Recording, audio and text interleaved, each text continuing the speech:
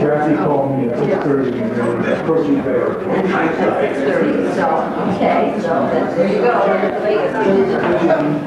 What?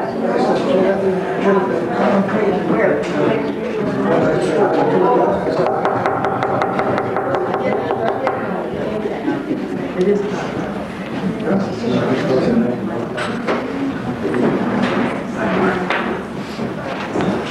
Good evening, everybody. I'm Bill Wilson, and I'm pleased to welcome you to the October meeting of the Devil's Gate History Club. We have a very special program tonight, and in a moment I'll ask Pauline Wolf to introduce our speaker. But first I have my usual announcement about the donation can in the back of the room, and we really appreciate your contributions to help support this group. Also back there on the green sheets of paper are the program for 2000-2001 for the Devil's Gate History Club. So if you have not gotten one from previous meetings, feel free to take one tonight. And if we run out, let me know if you want one, and I'll be sure you get one. Next month, to advise you about that, is a program called The Anecdotal History of the Theater in Georgetown. And it will be given by John Calhoun of Silverplume here in this room at 7 o'clock on the third Friday, November 17th. And as usual, we'll have no meeting in December. And in January, we will meet in the Masonic Hall. That's January 19th. And our speaker will be Georgiana Contiguglia, who is the president of Colorado Historical Society. So that should be a very interesting program for us. So, Pauline Wolf, would you please come up and introduce our speaker for this evening? Thank you. Bill Wilson introduces me, so I can introduce Polly. I think I'm the middle person here and probably am most unneeded, but this evening we're fortunate to have Polly Chandler as our speaker. Though she needs no introduction, for those of you unaware of her background, Polly was born in Virginia. She came out to Colorado with her family in the 1920s. The Chandler family purchased the Red Ram building, out of which they operated a confectionery. Polly attended 12 grades of school in the old red schoolhouse on Taos Street, now owned by Bernard Buckley. Upon graduation, she received a full tuition scholarship at the University of Denver, where she earned a bachelor's degree. After marriage, Polly and her two sons and her doctor husband spent some time in Europe, courtesy of the U.S. Army. Following her return to this country, Polly came back home to Georgetown. She began writing. During the 1960s and 70s, she was a frequent contributor to the Denver Post and was published in national magazines such as Women's Day. For 18 years, she was a feature columnist for the Clear Creek Mining Journal. 3 of her books on Georgetown and its people and history have been published. Her writing has won awards from the Colorado Authors League and from the Denver Women's Press Club. In 1971, Polly opened her bookstore in the Stone Building in Taos Square. She has relocated several times, but her loyal customers have followed her each time to her present location on Rose Street. This evening, Polly will read from her work. It gives me great pleasure to introduce our mutual friend, Polly Chandler.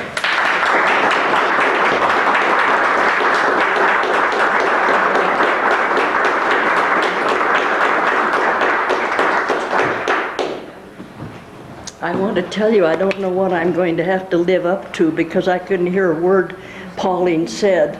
I'm finally in the process of getting some hearing aids after all these generations, and they're both back being fixed or altered or something. So I don't know what you said, Pauline. It was all good.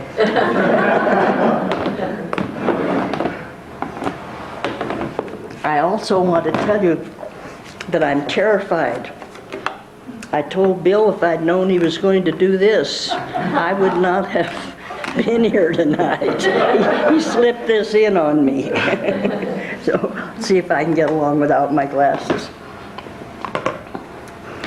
I want to tell you before I start this is kind of wobbly, so. See, I'm messing up already. I knew it would happen. Put that up there.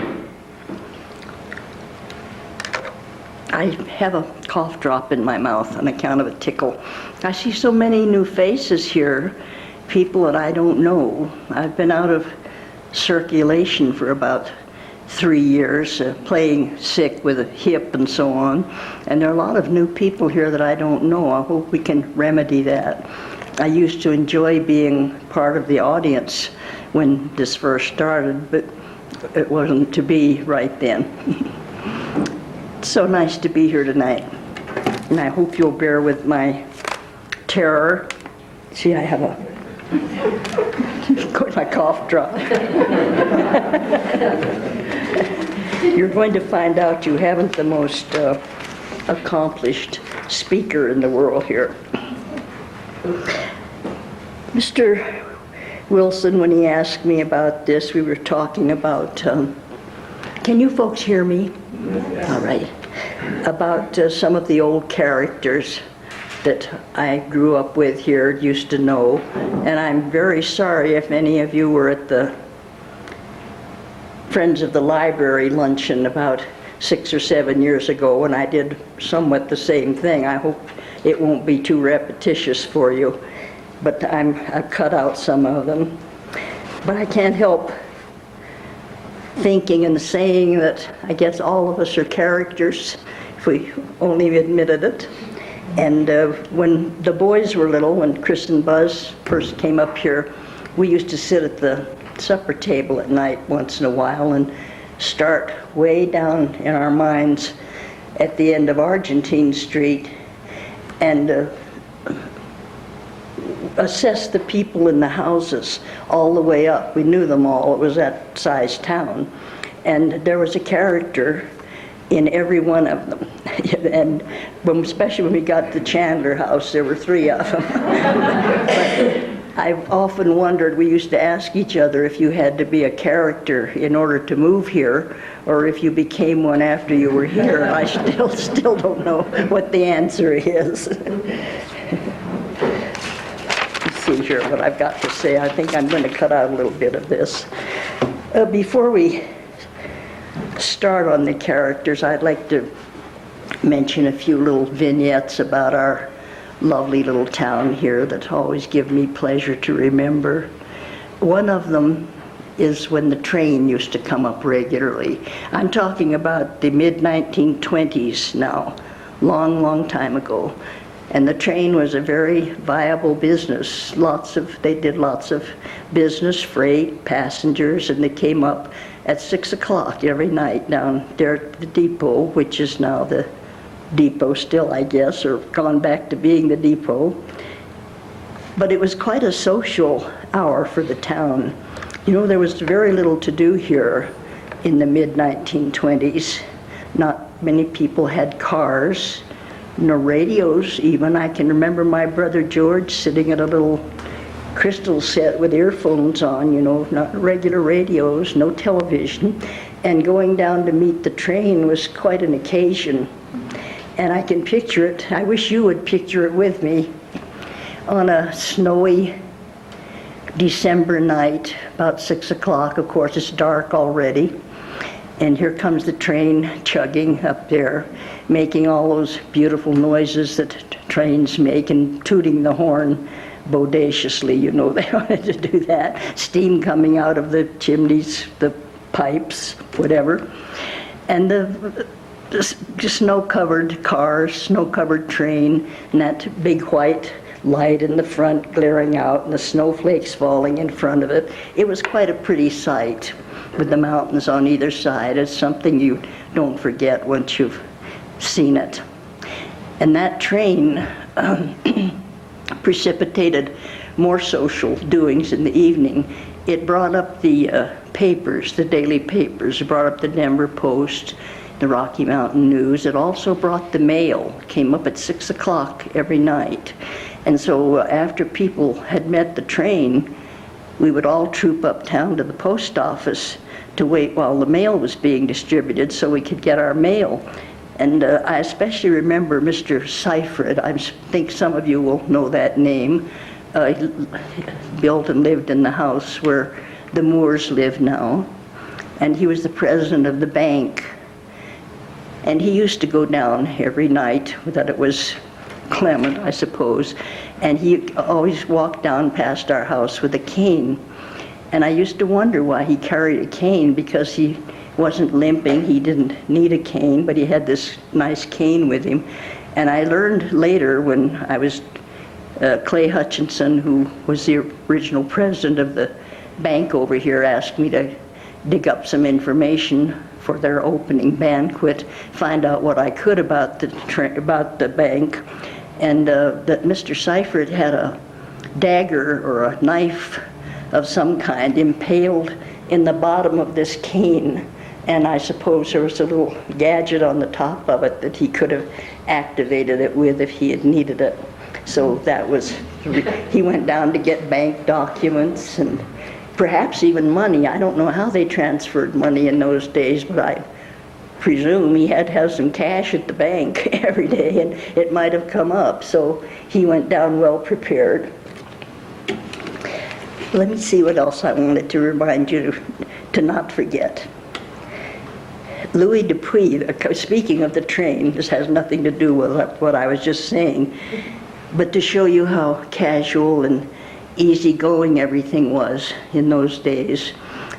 One night, a gentleman came up and rented a room for 3 nights over at the Hotel de Paris, and Louis loved that. Louis Dupuis was a highly educated and trained man, well-read man. He read everything, subscribed to everything. And he didn't welcome women at the hotel, which was not very French of him. But if a woman insisted on coming or accompanying her husband, he usually turned her over to Sophie Galley, and that was the end of her. She didn't get to go in the sitting room and have wine and things. But he would entertain his friends until 1 or 2 o'clock in the morning, sit there talking. He was so hungry for company and literacy, and of course there were both here, but the majority of the people were working people and not acquainted with the French language and so on. And one morning he got a telephone call, and this guest who had come for 3 nights was on the line, and he said that he had struck some silver up here, and he had left a roll of bills in the corner of his bureau, $12,000 wadded up with a rubber band around them. And would Louis take them down and give them to the conductor? And he'd be down there to meet the train, get them from the conductor. And they both did what they said they would, and the whole thing was closed. You know, you didn't have to go get a permit or get identified or anything. It would be nice if things were a little simpler now, wouldn't it? Oh, I wanted to tell you about the post office. We all trooped up there, winter and summer, because it was the only social occasion of the week, usually, aside from church. And the post office was where we have the bookstore now. That was the post office. It's always nice and cozy and warm with all those big windows and the sun coming in. And I hope I'm not going to forget what I was going to tell you. Oh, when the mail came in, the postmistresses, or postmaster, which case may be, would close the windows. You know, those little barred windows that they have in banks and post offices and things are used to. They're getting away from that now. But they would close them, and that meant that there was to be no business transacted until the mail was delivered. And twice every year, I would be totally overcome with terrible embarrassment, as I am right now. I have to speak to Bill about this. He tricked me. you. But my father raised chickens, and he would order a box of 50 little baby chicks from someplace in Missouri, I don't know where, and they came up on the train. And my goodness, you can't imagine the shrieking and clucking and chirping that 50 little baby chickens can make in the post office. And of course, all the kids in school were teasing me and pointing at me, and I was praying for it to be over, but I had to stay because you couldn't get your chickens until everybody else had gotten their packages and were delivered, because the postmistress had to open the box and count them. And if any of them had died on the trip, somebody made it good. I don't know how that happened, but you just couldn't say, "Give me my box of chickens and let me get out of here." You had to stay and face it. So it was quite an ordeal for me. I was a very shy little girl. I was only about 7 when we came out here from Virginia, and I wasn't welcomed heartily, I don't think, by the other children in town. I was a scrawny little freckle-faced thing, and I talked with this southern accent, and they teased me to death and made fun of me, and I was not the most popular girl in town, and so it made me even more shy. What here was I going to tell you? I didn't play with dolls, and I didn't have many friends. I had 2 good friends here in school, and they're still my friends, but I wasn't part of the crowd. And I used to spend my time, my major interest then as now, was the outdoors and books and my dogs. And after school, I'd climb the mountains. I don't think there's a trail around here that I haven't been on at one time or another. And that was the way I spent my time. And the other way was I used to call on all the old bachelors around here. And I don't know why they were so gracious to me. I think everybody was lonesome. But about every week or so I'd make the rounds. And there were so many people here living alone then. Men living by themselves, and a lot of women too, living alone here. And one of them I would call on is Wing Wah. He was a Chinaman, and I don't know if he was left over from the railroad work or what, but he did laundry, and I used to stop by his little shack. He had a little brown board shack over on Argentine Street, and go in and watch him do the laundry. And I loved to go in because there was the most peculiar smell about the place. It wasn't unpleasant, it was quite attractive, but it was unidentifiable to me. Probably something that he cooked with or used in his laundry or something. But he would talk with me. Of course, I couldn't understand 3/4 of what he said, but we managed to get along with each other. And I want to tell you that he did not spit water between his teeth to dampen the clothes the way it was rumored that he did. He used these old flat irons that you kept on the kitchen stove, and you'd take, when one would get cold, you'd unhook the handle to it and put it on the stove and get another hot one, and that was how he did all his laundry. My 2 brothers built the first inn up on Berthoud Pass, and so we had laundry every week, and it was my job to take it over to him and pick it up when it was done, and I guess that's how I started calling on poor Wing Wah. Billy Gibson was another one of the old bachelors. And I say old, I noticed myself when I was making these notes, they all seemed old to me. When you're 7, you know, they were probably 35 or something. But I remember them as being old people. And Billy Gibson, though, really was old. He was an old, grizzled, old gentleman who lived alone over there, another one of those little cold shacks where the wind came through the boards all winter. And I used to go see him, and one day he became ill, and the county health department took him down to Denver to the Colorado General Hospital, which was the free hospital. And they cleaned him all up, gave him a nice warm bath, and put him to bed. And Billy died the next day.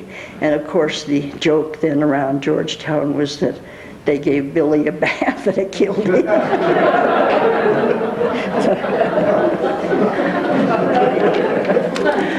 I used to go see Mr. Maxwell, who of the Maxwell House up there.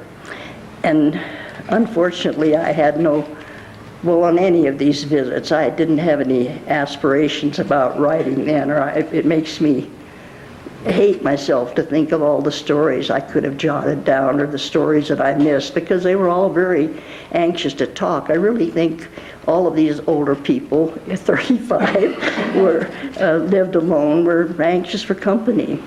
And they were very nice to me and welcomed me. I was thinking recently that it's a good thing they didn't have the social services up here then that they do now, because some poor old men would probably be collared and marched off to jail. You know, what are you doing that little girl over in your house all afternoon? All my fault. But I don't think it would work today if that were the case. But Mr. Maxwell was a very dignified, very admirable gentleman, and he was old. I remember he had a white beard, and the last few times I went to see him, he was sitting in one of those deep plush chairs that they used, and had a very swollen leg up on an ottoman, and I don't know if he had gout or if he had injured himself or what, but that was one of my last visits with him too. He too died shortly after that. And then there was Charlie Johnson. There were several Charlie Johnsons up here then. This was a Scandinavian community, all sorts of Johnsons and Andersons and so on. And Charlie Johnson worked over at the power plant, which is now the Energy Museum. And I used to stop in there on my rounds, and the racket in there would do you in. These huge, huge machines all in this one room. I don't know what you call them, dynamos or what, but there was this awful noise going on all the time. You couldn't hear anyone. When you went in the front doors of the power plant, you couldn't hear what anyone was saying to you. But Mr. Johnson and John Keating and some of the other men who worked there would open the door to the little office, which was right up in the front and enclosed in glass, because it was supervised 24 hours a day. They worked in 8-hour shifts, and it was never left alone. And they'd take me in there and close the door, and then you could understand how they could stand it all day, because you couldn't hear all that racket. It was just sort of a dim noise then. But that was an interesting stop for me. And there was another Charlie Johnson who was a cobbler, and he was from Sweden, spoke with quite a Swedish accent. And I used to stop in his shoe shop. It was over on 6th Street, just about where Shop International is located now. It might even have been part of that area then. But he had his little cobbler's bench and his, the tools, his awl and his glue and his nails, and he had a little shelf up there that always had maybe sometimes a new pair of shoes he had made for somebody, or a pair that had just been half soled or put a heel on, and he liked to talk too, and it was fun to watch him work on those shoes. So I didn't have a finishing school education, but I had a broad education. And it was my good fortune that everyone was so nice. It's a different world now. But the people still seem to be gracious, friendly in Georgetown. I'm so glad of that. That hasn't changed much. I think a little girl who knocked at the door, maybe if she was being a nuisance or not, might be welcomed and asked in and sat down. I don't know if all of you know, I hope I'm not telling you some things that you already know, that we used to have a beautiful opera house here. It was down right across from Leroy Buckley's garage, right where his house is now. And it was the nicest thing. I wish it were still here. It was big. It had a nice big kitchen, had a dining room where you could have dinners, nice long tables with white cloths. But the main thing it had was a beautiful dance floor. Something like this, only, I hate to tell you, more beautiful. It rivaled the one at Elitch's. It was honey-colored, and it was just waxed to a fare-you-well, especially before every dance. They would wax it, and you'd have to watch yourself for the first few dances, and you'd break your neck. But all of the Georgetown entertainments were held there. The high school graduation, and the firemen had a ball every year, and we had bands that came up from Denver. There was a stage up above the dance floor, and people would come even from as far as Central City, everybody from Idaho Springs. There just wasn't that much to choose from.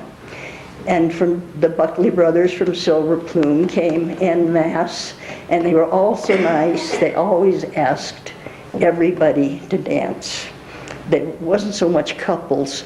The men would line up over here, and the school kids and the grown women over here, and all ages over there. And these dances went on until 12 or 1 o'clock in the morning, but they always asked. I remember I was always invited to dance by one of the 9 Buckley brothers. I think by all of them before the evening was over, and so were the other young children.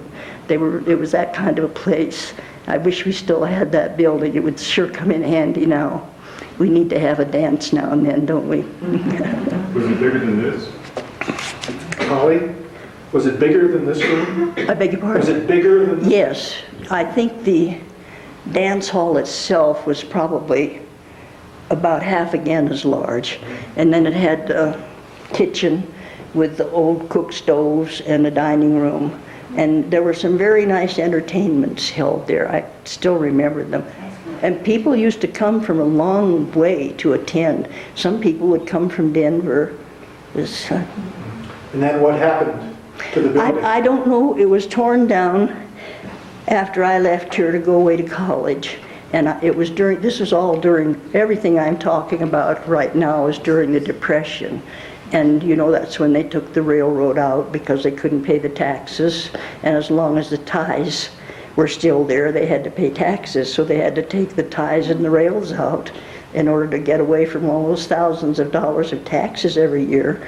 And I don't know what the Georgetown Council, what brought them to that conclusion. I wish I did, but it was sold and torn down. I think a lot of the lumber was resold and so on, but when I came back it wasn't here. There was a lady named Mattie Oakland, and she also was a Swedish lady, and I'm sure I thought she was quite ancient, and I'm sure she wasn't, but she was taught over at the school where Mr. Buckley's schoolhouse is. And in those days you had 3 classes in each room, 1st, 2nd, and 3rd grade. And I was just starting 1st grade then. We had owned our home in Denver, and Buzz had gone to school in Denver for a couple of years, but Chris was just starting.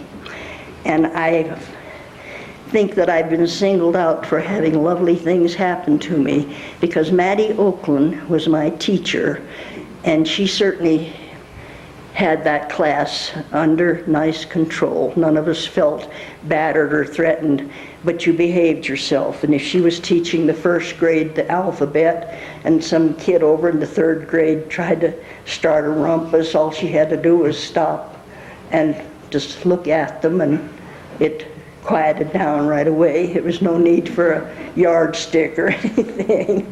But when I say how lucky I've been, when I moved back up here from Denver after I had my 2 sons and decided to make Georgetown my home again because we had our house, and lo and behold, Chris entered the 1st grade, and who was his teacher but Mattie Oakland?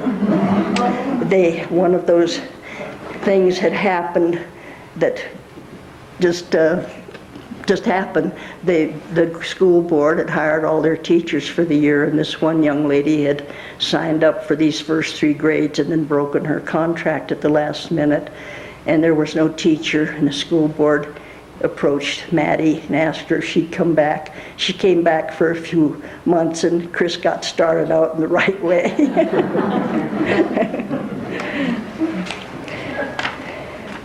Speaking of school, I wasn't going to include this, but quite by accident, I was talking to the physical therapist who's tried to help me get back on my feet.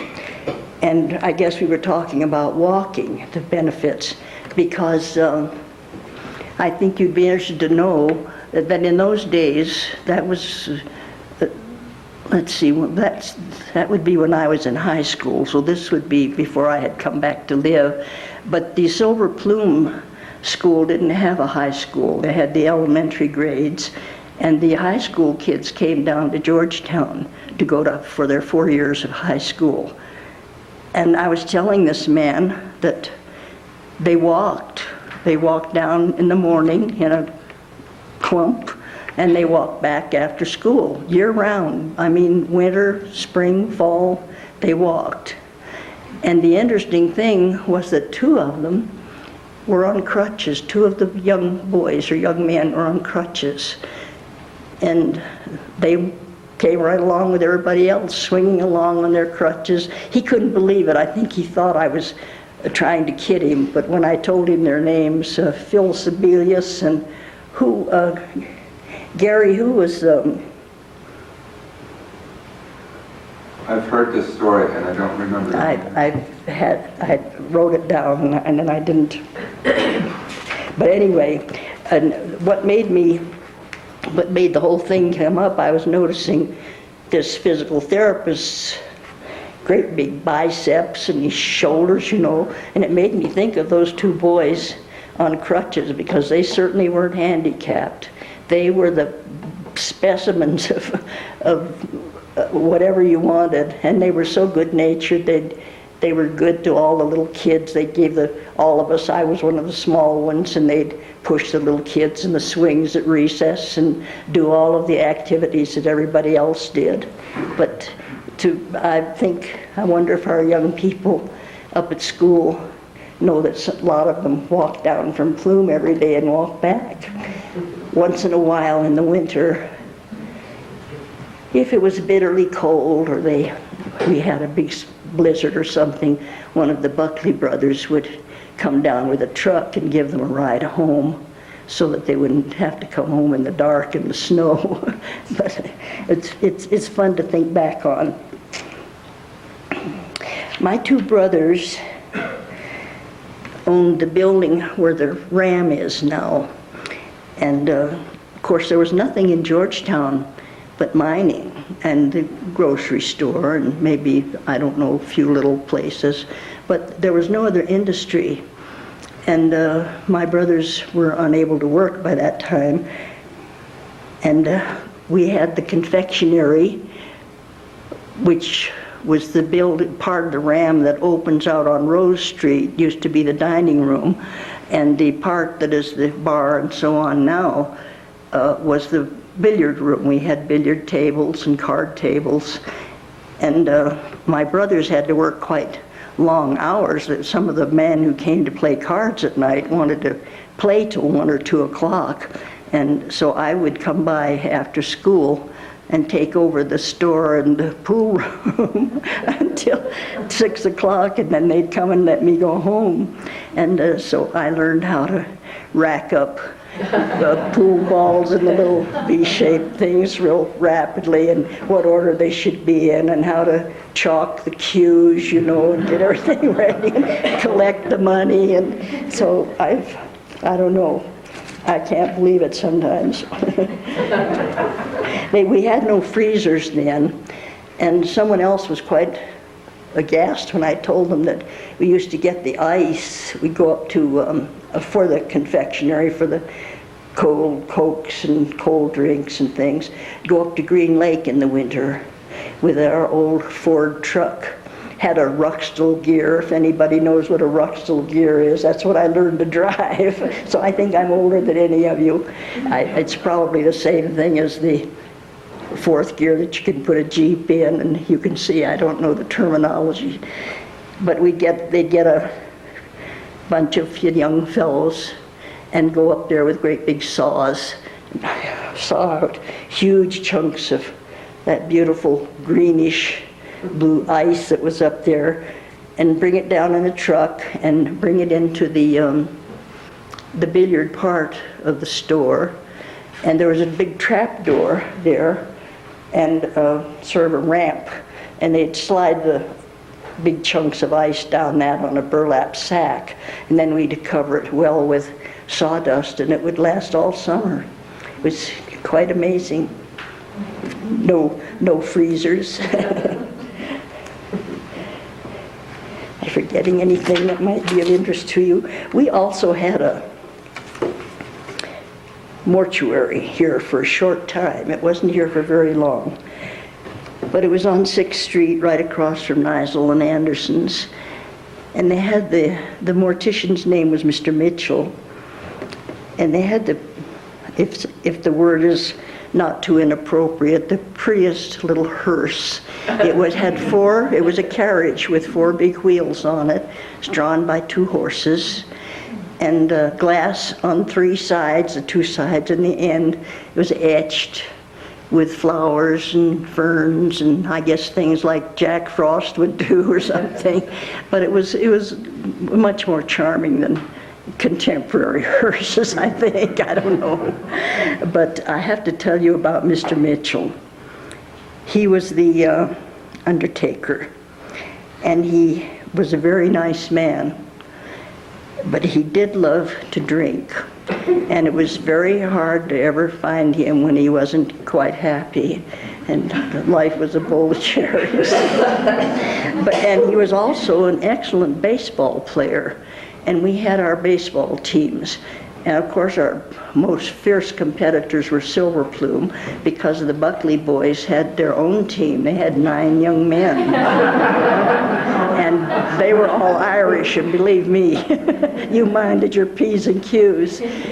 And Idaho Springs used to come up and play, and I don't remember who else, but the games were just fiercely contested. We'd all divide into 2 camps, those who were for Silver Plume and those who were for Georgetown, and call the umpire terrible names, even though he was a good friend of ours, and call them all, you can't play ball, why don't you go home? It was just that kind of a small town thing. But one day there was something very close, and they asked Mr. Mitchell to pinch hit, because he could always hit. He never missed. And he had been on the team regularly for quite a while, but I think he was having a little layover that day or something. But he came up, and the score was tied. And Billy Mitchell hit.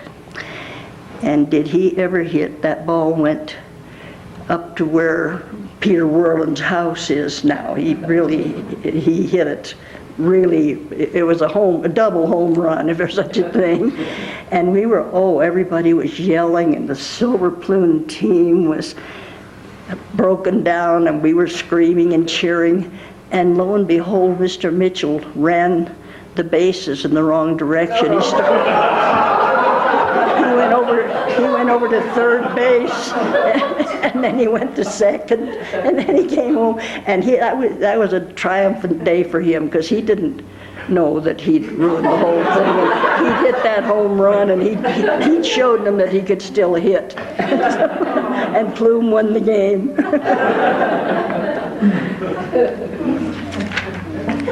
Let me see what else I want to tell you. I suppose you all know, this is nothing new, that the mines up here all blew their steam whistles whenever there was an accident in the mine. And they all blew them at 4:30 when the mines closed. Now I'm back to when I was 7 or in the early 20s. And if you heard that whistle blow at any time other than 4:30, it was blood-curdling, because you knew there had been a mine accident, and all the wives had come running down the street in their aprons. And I remember the Capitol Prize was one that was still working, and also its mill. There were 2 or 3 other good-sized mines working in the area then, and that was a terrible sound to hear that whistle blow. I guess we better come to the characters now. When I think of characters, one of the first things I think of is our choir at the Presbyterian Church. I'm an Episcopalian, but in those days, and still, the Episcopalians are the minor number. There are very few Episcopalian families here, and then there were perhaps 2 or 3. They couldn't afford to keep a pastor up here over the winter, and we had services all summer, but we all went to the Presbyterian Church, to Sunday school, and to church too. And the group that we had assembled for choir, they were wonderful. They were so full of horseplay and doing tricks on each other and everything. And the choir practice on Thursday night was something you didn't want to miss. And Ona Anderson, who was a wonderful musician, she would put up with us, and she taught us the anthems that we sang every Sunday right after the prayer and so on. And she'd let this go on for a certain length of time, and then she'd tap the piano with a little stick, and that meant it was time to call it quits. But I'll always remember, when I say I sang in the Presbyterian choir, it's not accurate. I didn't have any voice to speak of at all. It was true, but it didn't have any power. You couldn't hear me 3 feet away. But I think it was nice to have another person sitting in the chair up there in the choir. It made it look like we had a bigger choir than we did. But I can hear, we sopranos sat in the front, and right behind me were the altos, and this dear little woman from Switzerland was an alto, and I can hear her singing, "In all we shall prevail." And then Stig was back in the last row from Stockholm, and he would be singing about "Come to the church in the wildwood," you know. It was a very interesting choir. At one time, I don't know who came up with this notion, but we went to Idaho Springs at Easter and Christmas to sing, and they came up here. And that didn't last very long, because that took up most of Easter Day for both of them to go back and forth.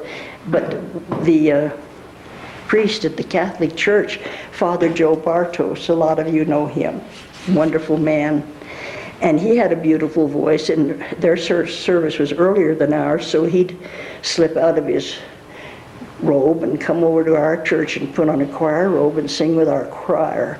And some of the people at the Catholic Church just didn't like that a bit. And I remember one lady saying to me, "I wish those Presbyterians would stay on their own side of the creek," because you know, the creek that divides the 2 churches.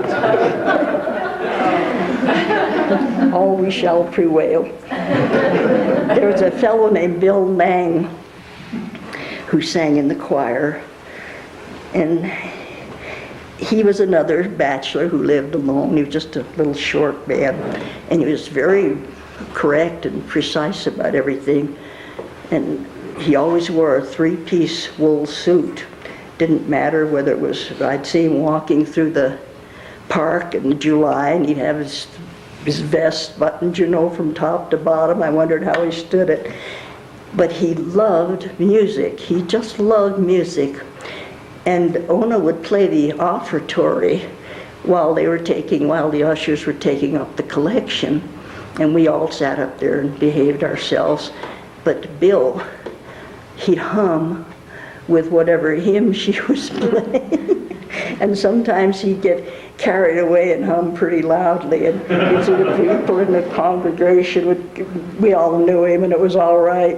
But once or twice he even burst out into song. He just couldn't resist it. He couldn't help it. Bill, I remember Bill particularly for his Christmas spirit. The only thing he did to make any concession to Christmas decorating, and Georgetown would be all decorated up with our tree uptown and everything. And Bill, 2 weeks before Christmas, would unscrew the bulb on his front porch and replace it with a green bulb. And on New Year's Day, he took it out and put the white one back. And that was his Christmas celebration, his Christmas. But all such nice people. Something a little poignant here now. There were a couple of bachelors again, a couple of men who lived together up at the far end of town, and they had a little mining claim down below Georgetown, somewhere in the nature of where the dam is now, but across on the mountain. And they had this little burrow, and of course all the traffic went up and down Rose Street in front of our house. And I would see them going down in the morning, one on each side of the little donkey, walking down to their mine. At 4:30, they'd walk past the house, coming back up, going home. And one day they had an accident down there, and one of the two men was killed. He was impaled under a huge rock, and nobody could get him out. And that evening, the other little partner came walking up past our house with just by himself, so looked little and lonely, and leading his little donkey. And those are things that you remember for many, many years. And the other thing that may be a little poignant to you, but I have to mention it because I was one of his admirers. I think enough of you are still here who remember Doug Marshall. Remember Doug? He used to work over at the public service too, and he was one of the people I would call on. But Doug was totally devoted to his mother. He just was totally devoted to her. And there were 5 children, the 3 boys and the 2 girls. And one time his mother got ill. The children were still all small. And they took her to Denver to the hospital, and she died. She had a goiter. And it made me remember so many people up here had goiters then. Some of you folks must know the reason. I think I've been told, but I don't know what it is. But that night, the beautiful little hearse, it was in real ebony black, shiny and beautiful, and in the etched glass. And it went down to meet the train at 6 o'clock and get her coffin off the train. And for some reason, I wasn't a participant that night. I wasn't down there. I remember my mother and I watching as he came up the street with this little hearse, and they hadn't pulled the curtains up. They had those little fringed white curtains that they could pull up or down, but you could see the coffin. And Doug was walking along beside the horse's head with his head bowed down, and in this hand he had his hat, and he had the horse's bridle up here, and he walked all the way up to the little mortuary with his mother's body. And that was a very poignant thing because he was one broken up man, and his courtesy prevailed. He and Mr. Pilch used to mine together up in the Argentine, and Doug was the kind of man who would never think of talking to a woman with his hat on. I think I once heard one of our comedians say that the definition of a gentleman is somebody who never hit a woman with his hat on, but Doug wouldn't talk to one with his hat on. He'd hold his hat in his hand. And Mr. Pilch used to tease him so because lots of tourists went up there all summer and the fall. They were all curious about the mining operation, and the area was so beautiful. And if there was any woman in the party who wanted to see the Santiago mine, Doug would take his hat off and talk to them, and they were willing to stay there quite a long time. And Mr. Pilch used to say, "Doug, you better put your cap back on, your head's going to get sunburned. You better not be so polite." I saved the best till last. At least it's my favorite. We had a marshal in Georgetown. His name was B.L. Sentai. And everybody from the toddlers to the grandparents called him BL, but I, being born in Virginia, called everybody Mr., so he was always Mr. Sentai to me, as Mr. Piltz was always Mr. Piltz. And talk about a town marshal. Mr. Sentai cleared the roads of, there was only one. He cleared the roads of snow in the winter. He graded the streets in the summer.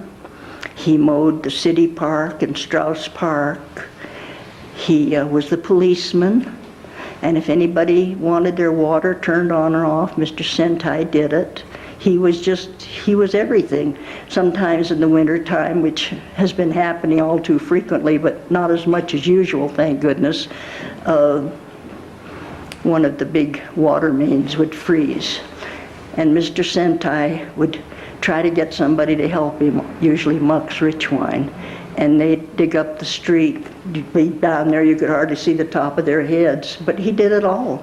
We need a marshal like that, don't we? And not only that, after dinner, then he would come uptown, he'd clean up and come up and stroll around and be sure that, especially in the summer, that everything was all right at the pool hall and the stores were locked and so on.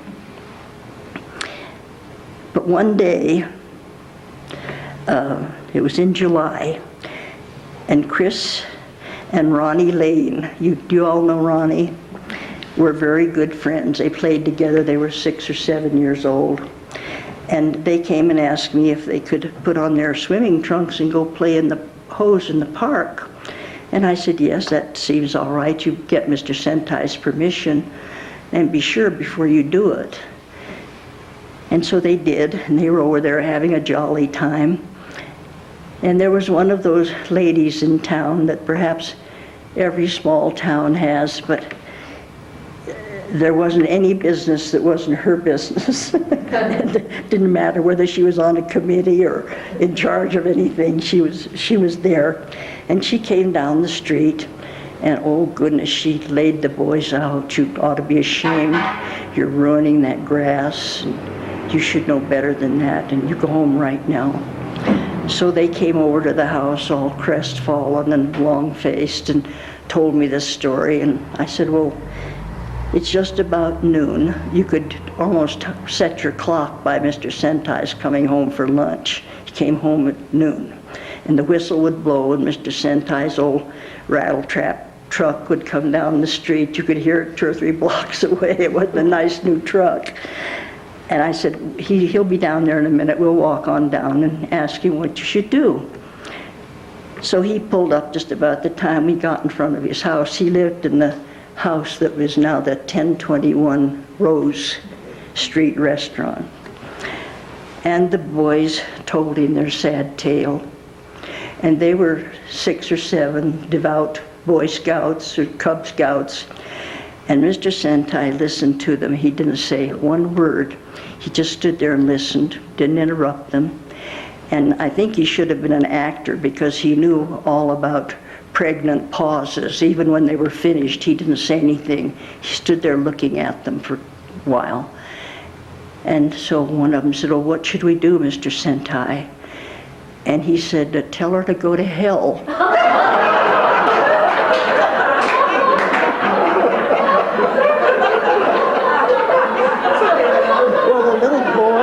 Their eyes bugged out.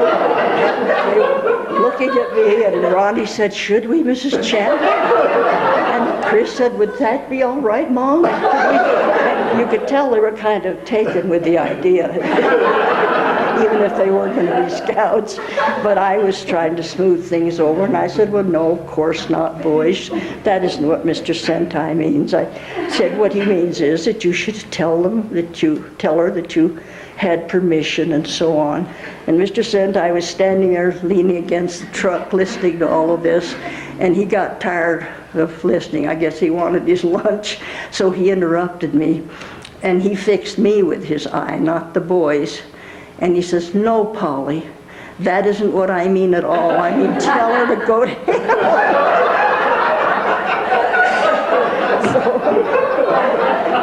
Left me in an odd position, to say the least. But that's it. That's all I'm going to tell you. There are many, many more stories, but that's enough for one night. I picked out the ones I thought you might like best. Chloe, wouldn't you read from your book? Well, Mr. Wilson wanted me to read from my book, and I really am reluctant to do that. He wanted us to bring books here for you to see and so on, and I didn't. It seems like I'm saying, please buy my book, or you're my captive audience and you should. But if he said, you've always told me October's your favorite month, read a little bit from the October chapter. So if you want me to do that, I will, but you don't have to sit through it. I don't know which I liked least. Is this or reading from my book? I've been betrayed. October is lovely up here, isn't it? This chapter is October, when solitude is magic. And this is from the We'll Be Back Tomorrow. There's a little booklet about Mr. Piltz. I wanted very much to talk about Mr. Piltz tonight because he was one of the characters and one of the wonderful ones. But hasn't been long enough since he died. I don't think I can. We were all so fond of him. And I think many of you know about him anyway. So maybe he'll be in another talk sometime. October is my undoing. Each year it is the same. Through all the other beautiful months, each one singing its own siren song, I can somehow manage to make myself bend to my tasks. Not in October. In spite of previous resolutions, duties are glossed over, dusting is ignored entirely. The outdoors calls irresistibly, and responsibility rests lightly on me. Where was I? Shouldn't look up. Not a minute of the golden days can be spared with grace. Like a squirrel hoarding nuts and seeds for the winter, I hoard to hold against the cold days ahead, that special touch of the warm October sun. The sky is the color of a stellar jay's wing, and bluer than ever with the gold treetops against it. One feels a twinge of poignancy at the sight of that last splurge of color.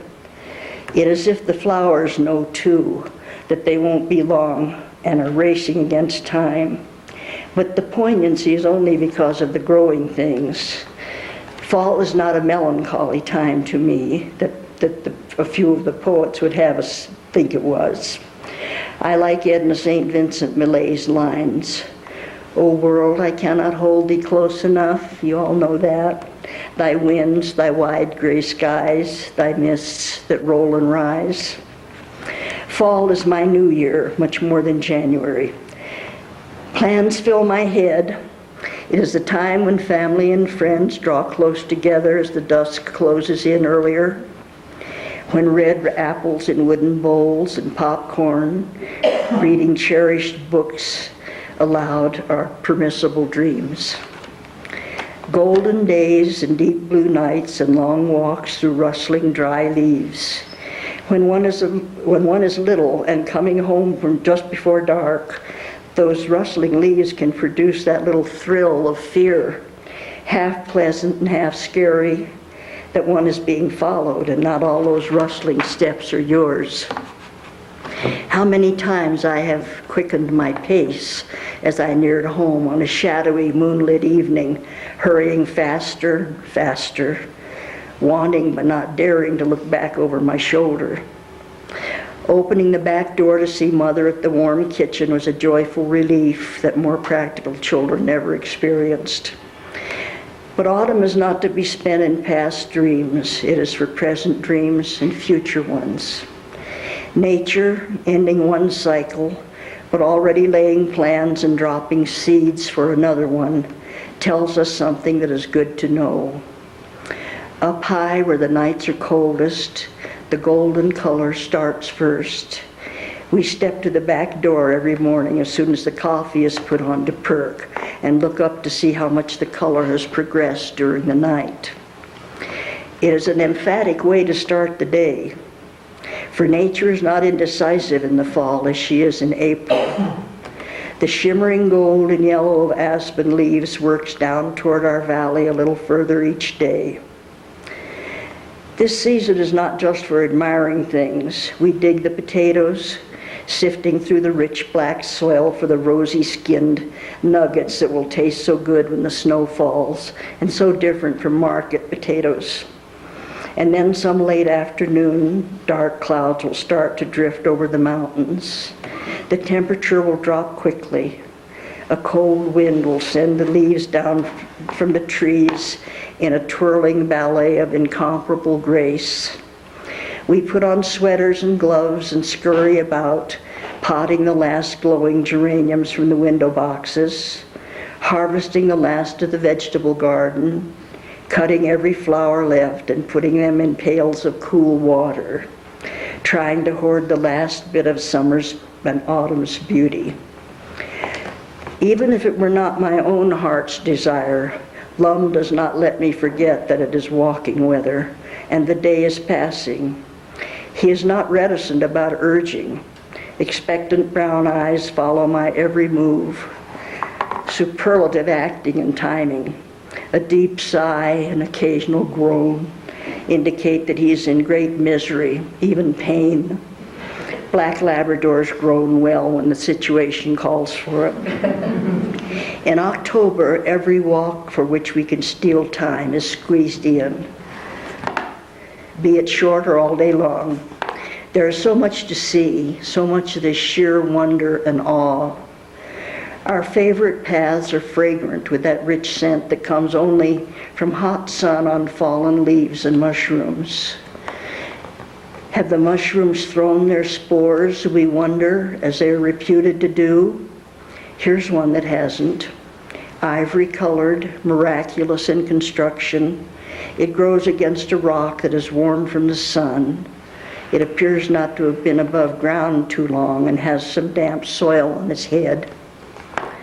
Along the trail to the ponds, the bushes that had delicate pink roses on them in June have changed their trimming to match the season. Where was I? I shouldn't have gone. Lum's black coat glistens too as he swims across the other side, across to the other side, only to come back and do it again. This is more like it, he indicates. We can stay home and write letters and pay bills another time. I miss Jocko keenly. He was gentle and joyful, part of so many of our autumns. 15 years leave their mark on your heart. I think Lum misses him too. It's not as much fun to dig alone, and a companion to swim with, each trying to retrieve the same stick, is exciting. There are human losses again this year too, one especially beloved in my heart. If we can only remember, grasp each day and each season as it comes, for it is unique. There will never be another day exactly like this one. We cook our supper and stay late, much later than we should. The mountains become storybook mountains, deep blue, smoky and mysterious. The trail is dark and shadowy as we come down, and small birds that have settled in the low bushes for the night fly upward with sweet twitterings, black silhouettes against the luminous sky. It is chilly, and in the morning the leaves lying on the path like golden coins will each be rimmed with silver frost. When we unlatch our gate, the moon, a silver crescent, is just above the mountain.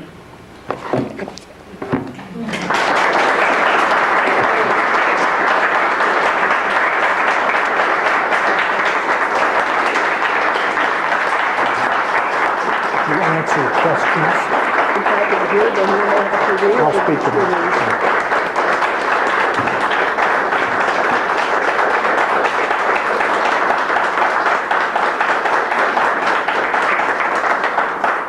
Polly has said she would answer questions if you have any, as long as you speak up, or I can fill. I said if he would relay them. After all these years, as I told you, I'm getting some hearing aids and they're down being altered. And I'll have, maybe Mr. Wilson will have to tell me what you're saying, I don't know. I don't know if you have any questions that I can answer. I have one. Would you please do this again someday in the near future?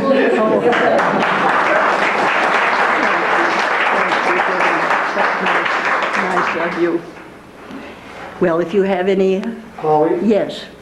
in that story you just read, which trail were you talking about? Where were the ponds?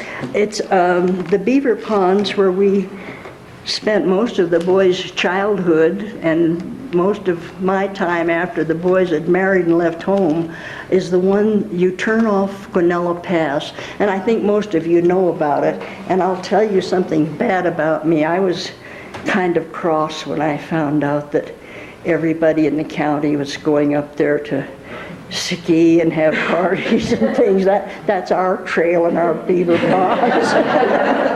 And if they'd only clean up after themselves, I got over being cross.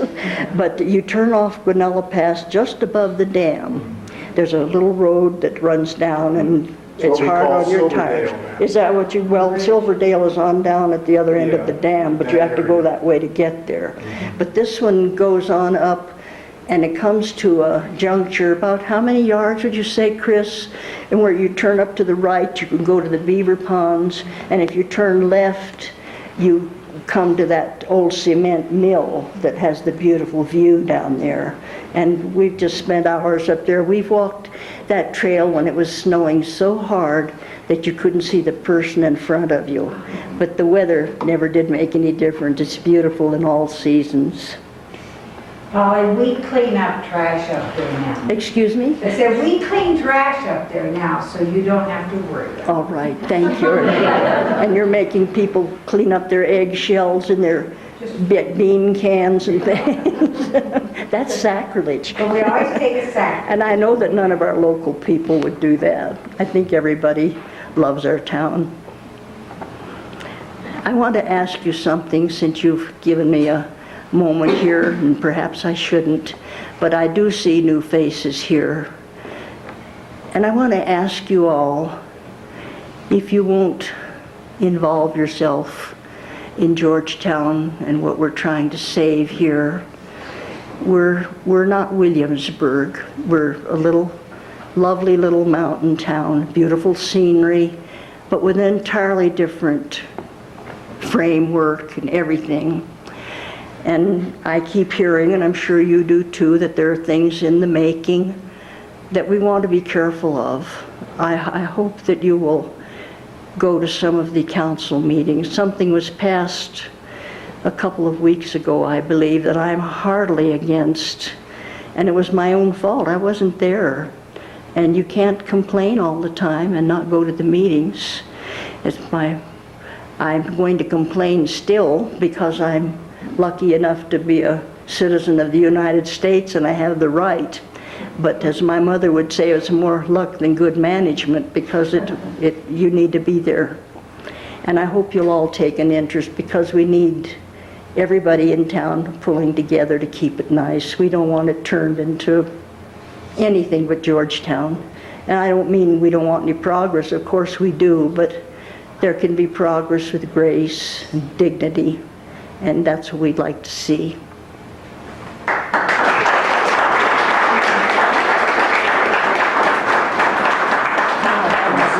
Do you want to sit down, Polly? Polly, do you want to Pardon? sit? Do you want to sit? No, I don't think Okay. so. I'm going home. Thank you all for coming. Let's all go home. That's so wonderful. You really should do something like this every week. I think people just absorb and love this. Do you need any help getting your things out? Polly, Down there. Okay, I'll go grab that them was for you. wonderful. Thank One you. of I don't think it that was one but of the I got best. it. Oh, that was wonderful. And Chris has Yeah. our books back there if anybody wants them. Okay. You know where the store Uh-huh. is. Sure do. I love it. Oh, Every time I read your book, I start to cry. So of course I have to. Well, I just love it. It just means a lot.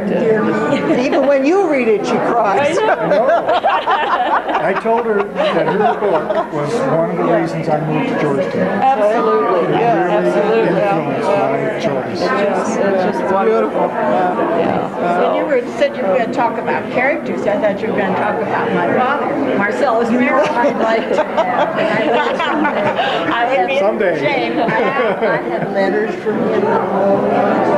But don't throw them away. Oh, don't think I will. Yeah, but he was one of the characters. Oh, he was, and your mother, she was a Hi, I'm Ron Belak. Ron Belak.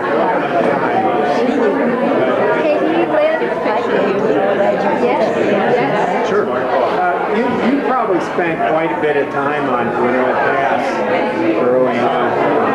How long do you remember people actually going up to the lakes up there, like Square Top and Naylor, and actually catching fish?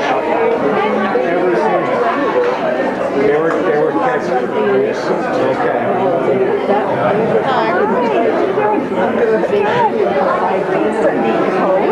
Oh, you know, my sister sent me this for Christmas about 3 years ago, and I have never